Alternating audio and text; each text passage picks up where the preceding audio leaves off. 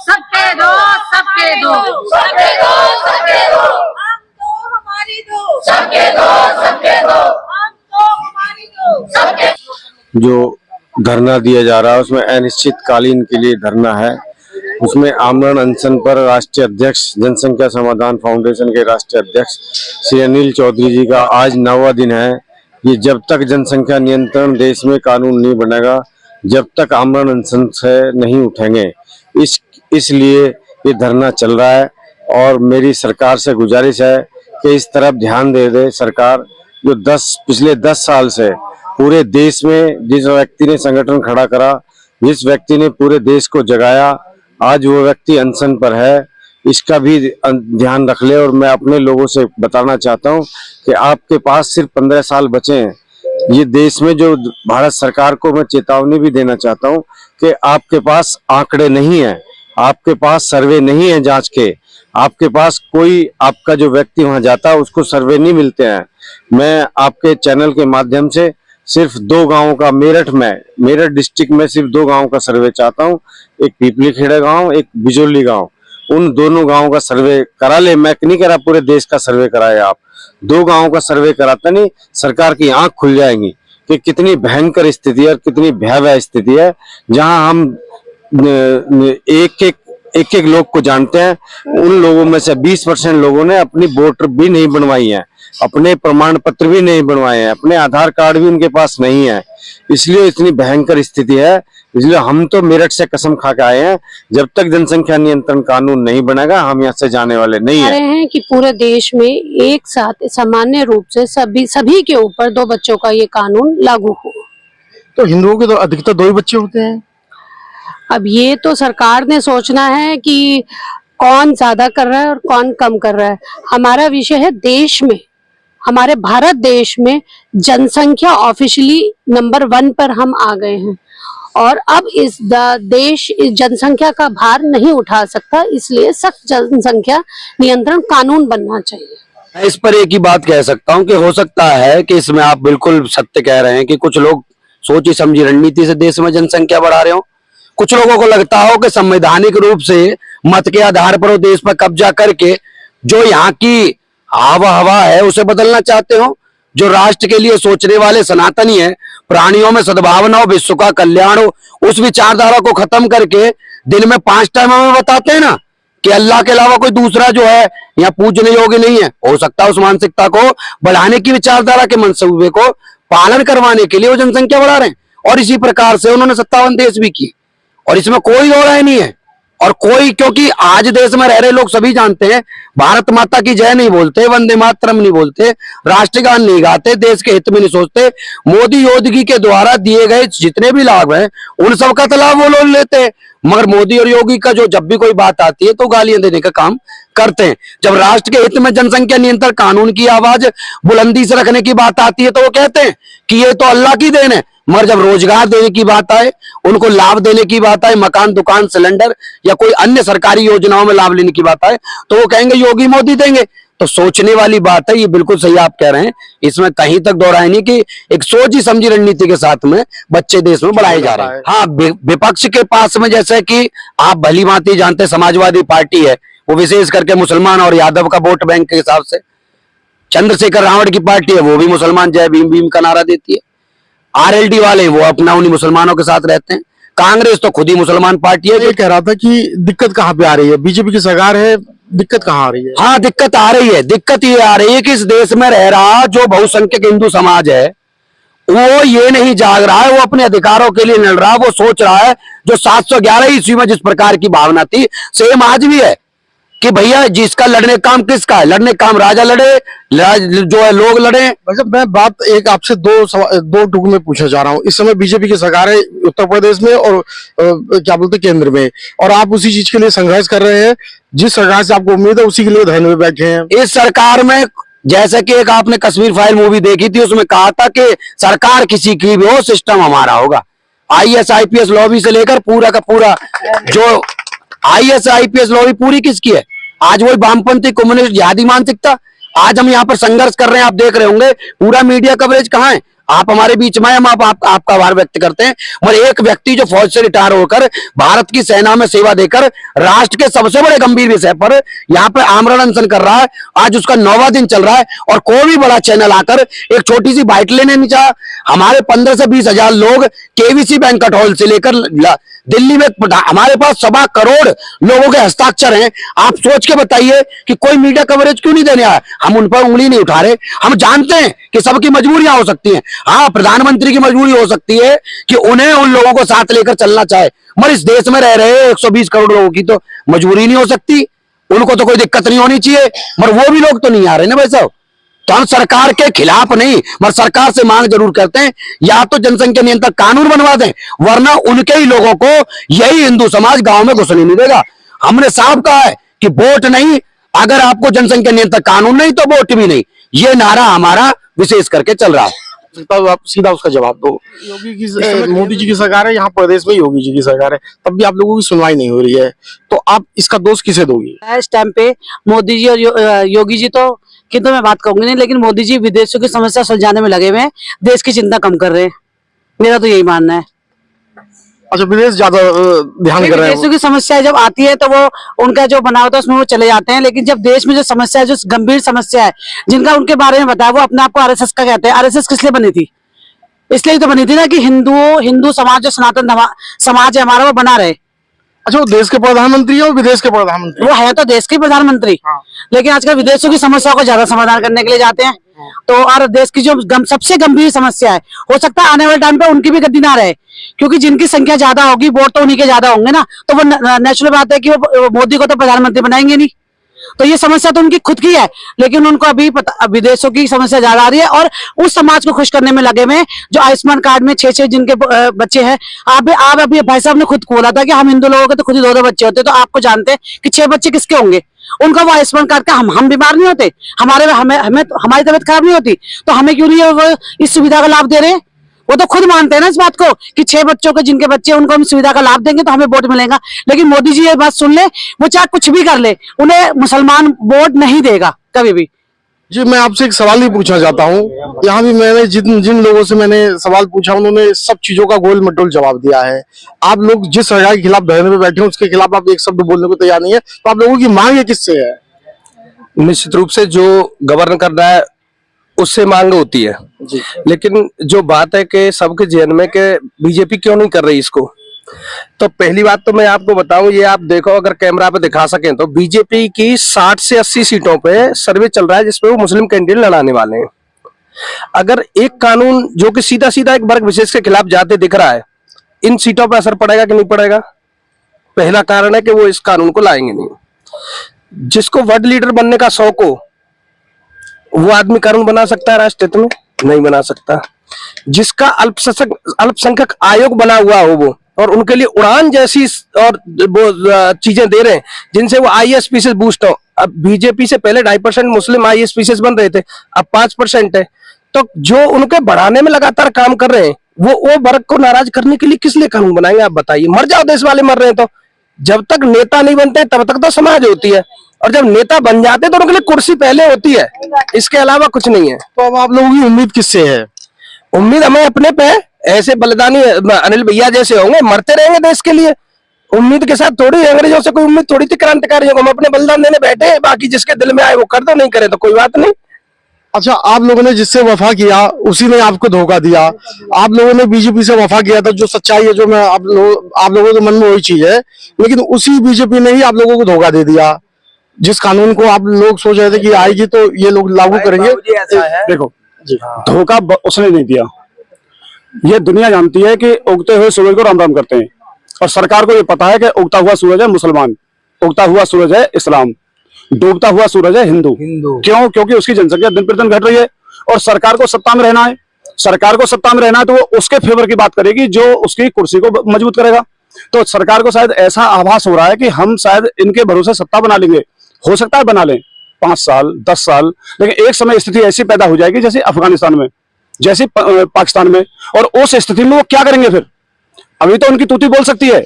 अगर सरकार को, किसी भी मंत्री को ये लगता हो कि मैं बहुत अपने हिंदू मजबूत है, तो उस सांसद से कहना कि भाई तू अपना सांसद का हटा दे पैसे को एक तरफ रख दे और चल मथुरा के डी गेट में रह ले, अलीगढ़ के अपर कोर्ट में रह ले, किराया हम दे देंगे, जो तू कोठी पे हाथ रखेगा उस कोठी में हम तेरे को बैठाएंगे, तो उसमें रह लेना, मैं पत्नी के साथ, मैं बच्चों के साथ। उसके पीछे से बंबू देके उसे नीचे घुमा देंगे। वो जो सरकार में बैठे हुए हैं ना लोग, वो केवल इसलिए अभी जिंदे हैं क्योंकि हिंदू की वोट अभी बच रही है, और उनको ये पता नहीं है कि जनसंख्या जिस रफ्तार से घट रही है उस रफ्तार से इनकी सत्ता ज्यादा दिन रुकने वाली नहीं है। कोई भी भगवा यात्रा नहीं निकाल सकते, शोभा यात्रा नहीं निकाल सकते। आपने करौली का घटना देखी होगी, करौली की यात्रा में पत्थरबाजी हुई, आप अभी रामनवमी की हुई उसमें पत्थरबाजी हुई, हनुमान जयंती हुई उसमें, तो ये सारी घटनाएं क्या दर्शा रही है? इसका मतलब वो जनसंख्या में मजबूत होते जा रहे हैं और हम घटते जा रहे हैं। तो यह है कि आज देश की एक विचारधारा देश को खंड खंड करने में लगी हुई है, जिसके लिए आपको भी अपने कैमरे के सामने आके कहना चाहिए कि हम भी हिंदू हैं, हम भी उसका समर्थन करेंगे, क्योंकि वो विचारधारा का व्यक्ति चाहे शासन में हो, प्रशासन में हो, दुकान पे हो, चाहे रिक्शा में हो, वो अपने मजहब की बात करेगा। लेकिन हमारा हिंदू जब जब सत्ता में बैठेगा, जब जब किसी मजबूत जगह बैठेगा, तो संविधान के अंतर्गत आके संविधान में बंध के संविधान की बात करता है। बस मैं इतना ही कहना चाहता हूं, मोदी जी सरकार, यदि आज आप इस कानून को ले आते हो तो निश्चित आप बिना किसी लाग लपेट के अगली सत्ता आपकी होगी, हर हिंदू आपका हो जाएगा। ये आज समय की मांग है। 2 बच्चों का कानून बना दो, आपको घर घर जाने की जरूरत नहीं पड़ेगी, आपको पैसा खर्च नहीं करना पड़ेगा, आपकी सरकार वैसे ही आ जाएगी। और आप नहीं बना पाए तो 2024 तो आपका है, 2029 आपका हो नहीं पाएगा। देखो, ताकत दिखानी पड़ती है किसी भी चीज के लिए, किसी भी कानून को मनवाने के लिए। सुन लेना सारे जितने भी हैं, और आपके न्यूज चैनल के माध्यम से मैं बताना चाहता हूँ, ताकत दिखानी पड़ती है। कहते हैं जनशक्ति युगे युगे, जिसके पास जनशक्ति होगी, पब्लिक होगी, वो हर कानून को मनवा सकता है। गलती उनकी है ही नहीं, वो तो अपनी नीति में बटे हुए हैं। कोई जाति में बटा हुआ है, कोई क्षेत्रवाद में बटा हुआ है, कोई पार्टी में बटा हुआ है। मैं खिलाफ नहीं बोलना चाहता, लेकिन बोलना पड़ रहा है और बोलूंगा, चाहे सरकार किसी की भी हो। इतने दिनों से यहाँ 8वां दिन है आज, ना तो गाजियाबाद का सांसद, ना विधायक, देखो ऊपर से नीचे तक बेल्ट सिर्फ इन्हीं की है, पार्षद से उठा के विधायक, सांसद, राष्ट्र लेवल तक। लेकिन ये राष्ट्र लेवल की बात है, अगर यहाँ यूपी में अगर इनकी सरकार नहीं होती तो ये सारे यहाँ सब नोट लगा रहे होते और यहाँ धरने में शामिल होते और बैठते भी। लेकिन सरकार इनकी है, तो यह यहाँ पर कोई भी नहीं करा था, यहाँ भी कर रहे हैं और ऐसे ही करते रहेंगे। चाहे जो हमारे भैया अनिल चौधरी जी, इनके बाद और भी बहुत से लोग हैं जो धरने पर बैठे रहेंगे। भैया, जनसंख्या समाधान फाउंडेशन जो 23 राज्यों में 400 जिलों में, ये सारे के सारे संगठन के कार्यकर्ता गांव-गांव में घर घर ये मैसेज पहुंचाएंगे कि 2024 में यदि ये कानून नहीं बनाया, ये अनशन की परवाह नहीं करी, तो हर जगह हम नोटा दबाएंगे। रानी खत्म हो जाएगी देश की। 90% बीमारी की एक दवाई है जनसंख्या कानून। अच्छा भाई साहब ने अभी एक सवाल कहा, एक जवाब दिया कि कानून नहीं तो वोट नहीं, नोटा दबाएंगे, नोटा अब गलती की मोहर पे। और जनसंख्या की जो टीम है पूरे राज्य पूरे देश के अंदर, नोटा दबाएंगे और मोदी जी को बताएंगे कि अगर हम आपके लिए झुक भी सकते हैं तो आपके सामने खड़े भी हो सकते हैं। मेरा नाम अनिल चौधरी है और मैं एक हिंदू हूँ, सनातनी हूँ, और दायित्व के नाते जनसंख्या समाधान फाउंडेशन के राष्ट्रीय अध्यक्ष का दायित्व है। अच्छा, आज ये आपको अनशन के कितने दिन हो गए? आज 9वां दिन है जी। तो इस 9वें दिन में कोई अधिकारी या कोई आपसे मिलने आया? देखिए, विषय मिलने और ना मिलने का नहीं है, विषय है जो पिछले 10 वर्षों से हम लोग जनसंख्या नियंत्रण कानून की मांग को लेकर अभियान चला रहे हैं। देश में 8-8, 10-10 बच्चे पैदा करने की प्रवृत्ति के कारण भविष्य में जो ये 1-1, 2-2 बच्चे पैदा कर रहे हैं उनके लिए खतरा बने। जिस देश का विभाजन 75 वर्ष पूर्व धार्मिक आधार पर हुआ हो, उस देश का जो समाज है वो वर्गीय असंतुलन के कारण फिर से विभाजन की ओर जा रहा हो, ऐसी स्थिति में सरकार का जनसंख्या का नियंत्रण कानून ना बनाना, इसके लिए मांग की भी आवश्यकता नहीं होनी चाहिए थी। अविलंब जनसंख्या नियंत्रण कानून बना जाए और जाति, धर्म, क्षेत्र, भाषा से उठकर सभी नागरिकों के ऊपर समान रूप से लागू किया जाए। और वह कानून बनने के 1 वर्ष के बाद उसके कड़े दंडात्मक प्रावधान, जो दंपत्ति कानून तोड़कर 2 से अधिक संतान उत्पन्न करे यानी तीसरी संतान उत्पन्न करे, उनकी सभी सरकारी सुविधाएं समाप्त हो, सरकारी सब्सिडी समाप्त हो और साथ ही साथ उनका वोटिंग राइट समाप्त हो। और फिर भी अगर वो दंपत्ति ना माने और चौथी संतान की ओर जाए तो इसे राष्ट्र के प्रति द्रोह माना जाए, राष्ट्र के प्रति विरुद्ध माना जाए इसे, और उनकी कंपलसरी फोर्सफुल नसबंदी के बाद जेल में बंद कर दिया जाए। क्योंकि भारत जिसका विभाजन हो गया, भारत माता के सीने पे आरा चलाकर पाकिस्तान बन गया, बांग्लादेश बन गया, लाखों लाख लोगों को बलिदानी होना पड़ा, लाखों लाख लोग बेघर हो गए, उधर वाले हिंदुस्तान से जिसे आप पाकिस्तान कहते हैं वहां से भागना पड़ा। आज कश्मीरी पंडित, कश्मीरी हिंदू अपने ही देश में 5.5 लाख शरणार्थी बने हुए हैं। आज केरल आपके हाथ से बाहर होने की स्थिति में है। असम भी है। असम की स्थिति 42% आबादी है। हेमंत विश्व शर्मा, जिसे हम बहुत अच्छा मुख्यमंत्री कहते हैं, ऐसा अच्छा मुख्यमंत्री 1-2 बार चुन सकते हैं, फिर आपकी स्थिति नहीं बचेगी। बंगाल आपके हाथ में है कि आप स्वयं से सोचिए। तेलंगाना के हालात क्या है आपसे छुपा नहीं है। और मैं तेलंगाना क्यों कहूं, आपके बराबर में हरियाणा में एक जिला है नूह, आबादी मेवात जिसे कहते हैं, नूह जिला। आबादी का असंतुलन क्या रंग दिखाता है, वो ये कि उस जिले में आपकी भैंस चोरी होके चली जाए, आपकी मोटरसाइकिल, कार, ट्रक चोरी होके चला जाए, तो उसे बिना फिरौती के लाने की हिम्मत पूरे भारत में किसी भी सरकार की, किसी भी प्रशासन की नहीं है, क्योंकि वहां आबादी का असंतुलन है। ऐसे ऐसे लोग जो विश्व प्रसिद्ध हुआ करते थे वो कश्मीर में रहने नहीं पाए, जबकि आपकी सेना भी थी, आपकी पैरामिलिट्री भी थी, आपकी इंटेलिजेंस भी थी, आपकी सरकार भी थी, वहां मुख्यमंत्री भी था, देश में प्रधानमंत्री भी था, देश में सरकार भी थी, हाई कोर्ट भी था, वहां देश में सुप्रीम कोर्ट भी था, सब कुछ था। यदि कुछ नहीं था तो आपकी संख्या नहीं थी, संख्या का असंतुलन हो गया। तो ये संख्या का असंतुलन भारत को खत्म कर देगा। मेरे हिंदुओं, तुम तो 1-1, 2-2 बच्चे पे आ गए हो। आने वाले समय में 8-8, 10-10 बच्चे पैदा करने वाली प्रवृत्ति के कारण आपका अस्तित्व नाश हो जाएगा। और ये बात आपको तो समझ में आ रही है, हम गांव-गांव जाते हैं वो समझे, लेकिन असहाय बैठे हैं, उन्हें लग रहा है शायद केंद्र की सरकार कर देगी। अब यदि नहीं कर रही है तो हमें इस आमरण अनशन पे बैठना पड़ा है। बल्कि हम कहें, हम तो 1 करोड़ 20 लाख हस्ताक्षर करवाए थे। देश भर से 23 राज्यों से 400 जिलों से लोग आए थे। 20,000 से ऊपर की संख्या थी। जब यहाँ कौशाम्बी से चले थे दिल्ली की ओर, गाजीपुर बॉर्डर पे रोक लिया गया। रोकने के बाद सब लोग वहां बैठ गए, बॉर्डर रुक गया। पूरे 11-12 घंटे बॉर्डर रुका गया। बाद में जबरन हमें उठाया गया। हमने कह दिया था अगर उठाओगे तो अनशन करेंगे, और हम तब से अनशन पे हैं। आज 9वां दिन है। आगे का क्या आप लोगों का स्टेप रहेगा? देखिए, हमारा स्टेप ये है कि अब तो एक ही स्टेप है, वो ये कि आमरण अनशन, क्रमिक अनशन नहीं, यानी या तो जान जाएगी या कानून बनेगा। अब मुझे आज मैं देख रहा था, सुन रहा था आप लोगों को कि भाई फला सरकार नहीं सुनेगी, ढिकान सरकार नहीं सुनेगी। हम तो एक बात जानते हैं, अगर सरकार नहीं सुनेगी तो एक अनिल चौधरी की जान नहीं जाएगी, वो तो तिल तिल करके मर जाएगा। लेकिन 400 जिलों में टीम है। अगर ये टीम उत्तर प्रदेश के 66 जिलों में 250 विधानसभा सीटों पे 2021 के नवंबर से लेके और फरवरी मार्च तक घूम सकती है एक वातावरण बनाने के लिए, तो हम तो नहीं चाहेंगे, लेकिन ये टीम आपको नुकसान भी पहुंचा सकती है। तरुण जी, भदोही से आप यहाँ बैठे हैं, ये आपका नुकसान ना हो जाए, क्योंकि लोग कह रहे हैं ना, अभी सुना आपने कि जनसंख्या नियंत्रण कानून नहीं तो वोट नहीं, और उन्होंने उस पर यह नहीं लिखा नोटा दबाएंगे। नोटा तो फिर भी किसी के लिए वोट है, वो जाएंगे ही नहीं, अपने घर रहेंगे, उदासीन हो जाएंगे, वोट नहीं डालेंगे वो। अब आप कहेंगे लोकतंत्र के अधिकार का उपयोग क्यों नहीं करोगे? अरे लोकतंत्र का अधिकार ये वैसे ही खत्म होने वाला है। ये लोकतंत्र, ये संविधान का शासन, ये वसुधैव कुटुंबकम, ये अनेकता में एकता, प्राणियों में सद्भावना हो, विश्व का कल्याण हो, ये सारी कहानियां एक झटके में खत्म हो जाएंगी जिस दिन आपकी संख्या घट जाएगी। इसलिए ये कानून बना लीजिए। मेरा सरकार से भी आग्रह है, आपके सलाहकार ठीक नहीं है।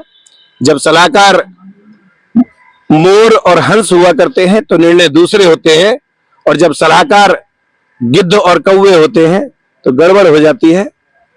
नेतृत्व अच्छा है, कानून बना लीजिए, वरना ये आपको ऐसे मरवा देंगे जैसे 2004 में वाजपेयी जी को उतरवा दिया था। और इसका नुकसान आपको नहीं होगा बल्कि पूरे भारत के सनातनियों को होगा। इस सनातन का विध्वंस मत कीजिए, मुझे इतना ही कहना। धन्यवाद। कृपया आप अपने चैनल सर्वजन न्यूज को सब्सक्राइब करें।